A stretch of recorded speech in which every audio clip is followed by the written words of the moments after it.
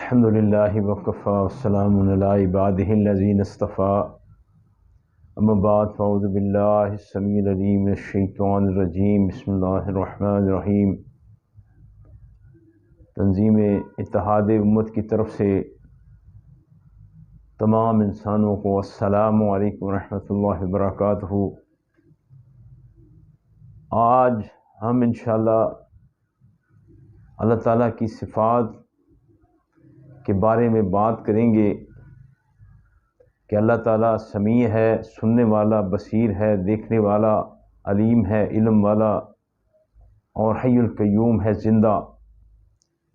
یہ چار چیزیں انسان کے اندر بھی موجود ہیں، لیکن ان کا ڈفرنٹ کیا ہے، ان کا فرق کیا ہے، اس کو ہم سمجھنے کی کوشش کرتے ہیں کہ اللہ تعالیٰ کی جو سماعت ہے وہ اس کی اپنی ذاتی ہے، اور اس کے سننے کی کوئی ارینج نہیں ہے۔ وہ کالی رات ہو، کالا پہاڑ ہو اور کالی چونٹی اس کے اوپر چلتی ہو تو اس کے قدموں کی آہٹ کو سنتا ہے۔ وہ ہر چیز پر قادر ہے اور ہر چیز کو دیکھتا ہے۔ اس کی سماعت اپنی، اس کی بصارت اپنی، اس کی زندگی اپنی، اس کا علم اپنا۔ وہ ہر چیز کو جاننے والا، علم والا، سننے والا اور حی القیوم ہے۔ ہر چیز کا ذرے ذرے کا اس کو علم ہے، یعنی کہ اس کی سماعت اپنی، اس کی بصارت اپنی، اس کا علم اپنا، اس کی زندگی اپنی۔ اور انسانوں کی زندگی عطائی ہوئی، انسان کا علم عطایا ہوا، انسان کی بصارت عطائی ہوئی اور انسان کی سماعت عطائی ہوئی، یعنی کہ اس کی ایک ارینج ہے، اور ایک وقت آئے گا کہ یہ ارینج اس کی ختم ہو جائے گی۔ اس کا سننا بند ہو جائے گا، اس کا دیکھنا بند ہو جائے گا، اس کا علم بند ہو جائے گا، اس کی زندگی اختتام تک پہنچ جائے گی، لیکن اللہ کی زندگی ہمیشہ باقی رہنے والی۔ حی القیوم، اس کی زندگی اپنی، اس کی بصارت اپنی، اس کی کوئی ارینج نہیں ہے سننے کی۔ وہ ہر چیز کی آواز کو سنتا ہے، وہ ہر چیز کے جو ہے نا، ہر مخلوق کے دلوں کے اندر جو بھید ہیں، انہ علیم بذات الصدور، ان بھیدوں کو اندر سے بھی جانتا ہے۔ بھائیو، جب ہم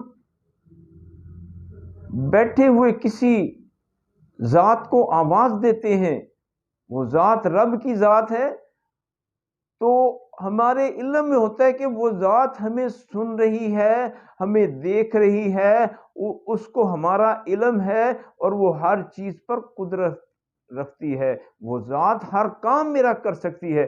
جب ہم یہی کام کسی مخلوق کے ساتھ وابستہ کرتے ہیں تو یہ میرے بھائیو شرک ہو جاتا ہے۔ اسی شرک سے اللہ نے منع فرمایا کہ ان اللہ لا یغفر ان یشرک بہ ویغفر ما دون ذلک لمن یشاء۔ جو شخص میری ذات اور میری صفات میں کسی کو مکس کرے گا، اس کا ٹھکانہ جہنم ہے، وہ مشرک بن جاتا ہے۔ میرے بھائیو، جیسے ایک قاتل قتل کرنے سے قاتل بن جاتا ہے، ایک جوا کھیلنے والا جوا کھیلنے سے جواریہ بن جاتا ہے، ایک شرابی شراب پینے سے شرابی بن جاتا ہے، اسی طریقے سے ایک انسان جب اللہ کی ذات اور صفات میں کسی کو مکس کرتا ہے تو وہ مشرک بن جاتا ہے۔ اس کے لیے وعید ہے کہ ان اللہ لا یغفر ان یشرک بہ ویغفر ما دون ذلک لمن یشاء۔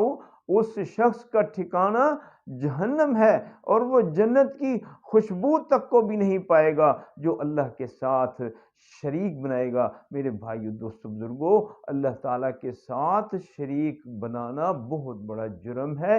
ہر گناہ کی معافی ہے، جی، ہر مسئلے کی معافی مل جائے گی۔ اللہ چاہے گا گناہ کو معاف کر دے گا، اللہ چاہے گا تو اس کی سزا دے دے گا، لیکن جو شرک ہے اس کا، میرے بھائیو، رزلٹ یہ ہے کہ اس کا ٹھکانہ جہنم ہے۔ اللہ نے ایسے شخص کے لیے جہنم کی وعید سنائی ہے۔ جہنم کا پیغام دیا ہے کہ وہ شخص جنت کی خوشبو بھی نہیں سونگھ سکتا۔ میرے بھائیو، ہم نے ایک دوسرے کا خیال کرنا ہے، ایک دوسرے کو بتانا ہے، ایک دوسرے کو انفارمیشن دینی ہے۔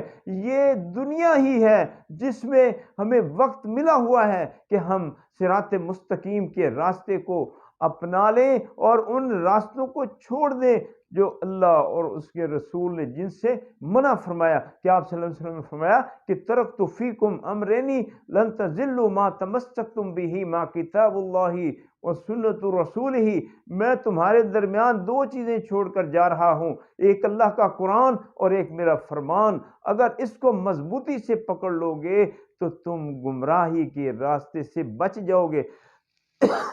بھائیو،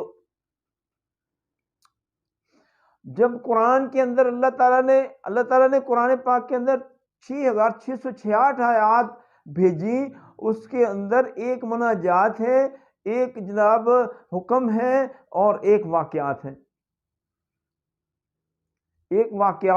اسی طرح آپ صلی اللہ علیہ وسلم نے حدیث جو ہے اس کی تشریح بیان کی ہے قرآن کی، اس کے اندر 3 کیٹیگریاں ہیں، ایک قولی فعلی، ایک تقریری۔ آپ صلی اللہ علیہ وسلم نے کسی کو کوئی کام کرتے ہوئے دیکھا، اس کو منع نہیں کیا، اس کو کہتے ہیں حدیث تقریری۔ ہاں جی، آپ صلی اللہ علیہ وسلم نے ایک حدیث بیان کی کہ وہ آپ نے حکم بھی جاری کیا اور اس پر عمل بھی کیا، ایک آپ نے حکم جاری کیا اور خود نہیں کیا، اس کو کہتے ہیں قولی فعلی اور تقریری۔ اللہ تعالیٰ مجھے بھی اور آپ کو بھی اور تمام انسانوں کو عمل کرنے کی توفیق عطا فرمائے۔ سبحان ربک رب العزت عما یصفون والسلام علی المرسلین والحمد للہ رب العالمین۔